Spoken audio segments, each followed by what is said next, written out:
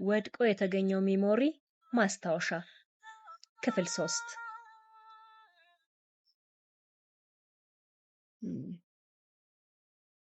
በዚህ መሃል ለቅሷቸውን ተወጥተው ህፃኑን ቀብረው በርታ ባሉባቸው ወቅቶች ላይ ድንገተኛ የሆነ መርዶ ይደርሳል።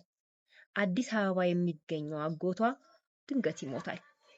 ላስተምርሽ እኔ ጋር ሁኚ ሲላት የነበረ አጎቷ ሞኝነቷ እንጂ ከቀን ቀን የሄደውን የህይወቷን ወራጅ እድሜ በመመልከት መንቃት ሲኖርባት ወይ ዘመዶቿን ሳትቀርብ መራራቃቸው በስቶ ለህልፈት አጎቷ ሲደርስ ብቻ ለመስማት ቻለች። ወዲያው ሴት ልጅ ተወለደች። ታዲያ በሰባት ወሯ ስለተወለደች ብዙም ስለ ጤንነቷ የነገሯት አስደማሚ ነው። ክቡራን አድማጮች ይህ ወድቆ የተገኘ ሚሞሪ ታሪክ ነው። የምተርከው እኔ ነኝ። ይህንን ታሪክ ሳቀርብላችሁ በትረካው ላይ ያለችው ይህንን ጽሑፍ የጻፈችው ሴት ስለሆነች እሷን በመተካት በሷ ታሪክ እኔ እያልኩ እተርክላችኋለሁ። መልካም ቆይታ። በሰባት ወር ስለተወለድኩ መጠነኛ የልብ ህመም እድሜ አቅመ አዳም እስኪደርስ ሊያስቸግረኝ እንደሚችልና የመደንገጥና የመፍራት ስሜት እንዳይዘኝ በተቻለ መከታተል እንዳለባቸው ሐኪም ነገራቸው። እንዲሁም ለቤቱ አንድ ሴትና መጨረሻ ልጅ በመሆኔ ይመስለኛል እንዳድግ ከፍተኛ እንክብካቤና ጥራት ካልታከለበት ልሞት እንደምችል ሐኪሞች ስላስጠነቀቋቸው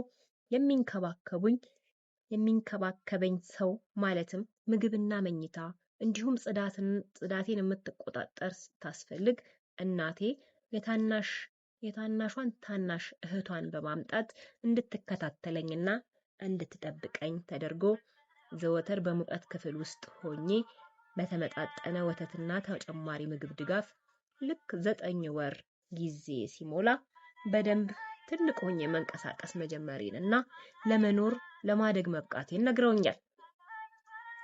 በሐኪም ቤቱ ማለትም በኢትዮጵያ አየር ኃይል ሆስፒታል ውስጥ እኔን የተንከባከበኝ መሳሪያ የእናት ማህፀን ወይንም ኢንኩቤተር ገና ወደ ሀገር ውስጥ መግባቱና ከስቶር ያልወጣ በመሆኑ እንደተወለድኩኝ እጅ በእጅ ከፍተው መሳሪያ ውስጥ እንደከተቱኝና ለመጀመሪያ ጊዜ የተሞከረው በኔ መሆኑን የሚያሳይ ፎቶግራፍ እንደ ትልቅ ማስረጃ ሆኖ በሆስፒታል ውስጥ ይገኛል። ነገር ግን ለዚህ ሁሉ ማስረጃ የሚሆን ምንም ዓመተ ምህረት የተጻፈበት ፎቶ የለም። አስተዳደጌም በማሽኑ ሙቀት መታገዝና የዱቄት ወተት ተለክቶና ተመጣጥኖ በአፍንጫ ለሁለት ተከታታይ ወራት ሲሰጠኝ ከቆየ በኋላ የእናት ጡት ሳልጠባ እንዳድግ አድርጎኝ ወደዚች ምድር በሰላም ተቀላቀልኩ። ነገር ግን እናቴ አባቷ በወንድማቸው ሐዘን በጣም ተጎድተው ነበርና ብዙም ሳይቆዩ በድንገተኛ ህመም ሞቱ። እናቴ በጣም አዘነች። ከመሞታቸው በፊት ተናግሯት ሄዳ ጥቂት ቀናት አስታማቸው ተነጋግረው ነው ያረፉት። ጸጉሯን ተላጭታ ጥቁር ለብሳ አንገቷ ላይ ነጭ ክር አስራ በጣም አዝና ቆየች። ሐዘኗን ሀገር ቤት ሄዳ ተወጥታ ተሰነባብታ ተመለሰች። እዚህኛው ቤቷም ልክ እንደ አዲስ የቀብር ቀን ለቅሶ ሆኖ ከራረመ። ቀናትን እያሻገሩ ከነፉ። ወራት አመታትን አቀበሉ። አመታት ደግሞ አሁን ላለንበት ጊዜ ሲቀባበሉን በውስጣቸው ሲያስከፉ፣ ሲያስለቅሱን፣ ሲያዛዝኑን ሰንብተው ዛሬ ላይ ቆመን እናትና አባቴ እኔና ወንድሞቼ በማናውቀው ርዕስ መጣላት ጀምረናል። ዘወትር መጣላትና የእናቴ ሻንጣዋን አንጠልጥላ ማንም ሰው ሳይከተላት ወጥታ መሄድ ግን ህሊናችንን ረብሾታል። እኛም አድገናል። አባታችንን ለምን ሂጂ ትላታለህ?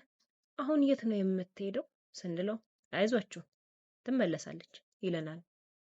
እናም እንዳለውም ብዙ ሳትቆይ ከጥቂት ቀናት በኋላ ትመጣለች። እንደ ደንቡና እንደ ሀገሩ ወግ የተጣሉ ባልና ሚስት ሻንጣዋን ይዛ ወደ ቤተሰቦቿ ከሄደች ባል ቤተሰቦቿ ጋር ሽማግሌ ልኮ ባያጠፋም እንኳን ስለ ልጆቹ ሲል ይቅርታ ጠይቆና አባብሎ ይመልሳታል እንጂ ሴት በወጣችበት እግሯ ተመልሳ አትገባም። ግና ምን ታድርገው? ማን ጋር ትረፍ? የአባቷ ቤት ውስጥ ያለችው የእንጀራ እናት ስለሆነች በአንድነት አንድ ሳምንት 2 ሳምንት ያህል መሰንበት ትችላለች እንጂ ሽማግሌ ልኮ እስኪመልሳት እልሁን የምታስጨርስበት የምትቆይበት ቤት ስለሌላት ተመልሳ ትመጣለች። ይህንን የተረዳው አባቴም ታዲያ ተመልሳ ትመጣለች የሚለው ለካ ሁሉንም የህይወቷን ጫፍ ስለሚያውቀው ነው። እኛ ግን ይሄንን ሁሉ ስለማናገናዝብ ስትመጣ እንደሰታለን፣ ስትሄድ እናዝናለን፣ እንከፋለን። አያታችን የእናታችን እናት ከእናታችን ጋር ተፈላልገው ተገናኙ፣ ተጠያየቁ ስለነበር አያቴ ብርሃኔ ብላ ስም አወጣችልኝ። እሷ ከምትኖርበት ሩቅ ገዳም ሀገር የምትመጣው እጅግ ብዙ ኪሎ ሜትሮችን አቆራርጣና ከገዳሙ ፈቃድ ጠይቃ ወደ ዓለም መሄዷን ነግራና በተሰጣት የፈቃድ ቀናት ብቻ ስለነበሩ በመጣችበት ጊዜ ስታጫውተን፣ ስትንከባከበን፣ ስታዝናናን ቆይታ ሳንጠግባት ድንገት ሊሄድ ብላ ነው ይዛን የምትመጣውን ልብሶች፣ መጫወቻዎችና የተለያዩ የምግብ አይነቶች አብልታንና አስደስታን ተመልሳ እያለቀስን ስማን ትሄዳለች። መቼም አያቴ ስትመጣ የሚሰማንን ደስታና ስሜት ዛሬ ላይ መግለጽ ያዳግተኛል።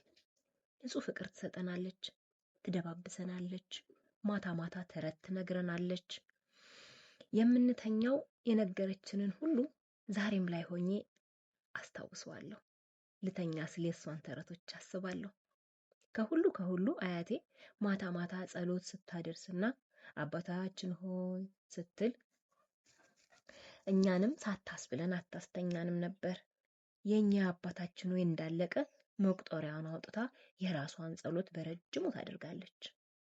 የማረሳው አንድ ቀን ታዲያ እኔና እሷ ብቻ ሆነን ስንጸልይ ትቆይና ቀና ብላ ግድግዳው ላይ ያሉትን የሚካኤል እና የገብርኤል የማርያምን ምስሎች ተራ በተራ ተሳልማ ጸሎት አድርጋ በሌላ ኮርነር በኩል ደግሞ ዞር ስትል ማንም ብታይ ጥሩ ነው የአፄ ቴዎድሮስ ምስል በትልቁ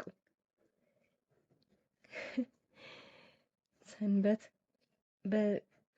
ከነስንብት ቃላቸው መቅደላ አፋፉ ላይ ጩኸት በረከተ፣ የወንዱን አናውቅም የሴቱን አናውቅም፣ አረ የሴቱን አናውቅም ወንድ አንድ ሰው ሞተ በፍሬሙ ላይ ተሰቅሏልና በሌሎች ምስሎች የታጀበ ነበር። ጎንበስ ብላ ሰላም ለኪ ስትል ቆየችና ወደ አፄ ቴዎድሮስ ዞር ብላ ሰላም ለኪ ስትል እንዴ አባዬ እሳቸው እኮ ሰው ናቸው አፄ ቴዎድሮስ ስላት አይ ልጄ እሳቸው ባያዩኝ አምላካቸው ያየኛል ብላ የሸወደችኝን ቀን ባሰብኩት ቁጥር ፈገግ እላለሁ።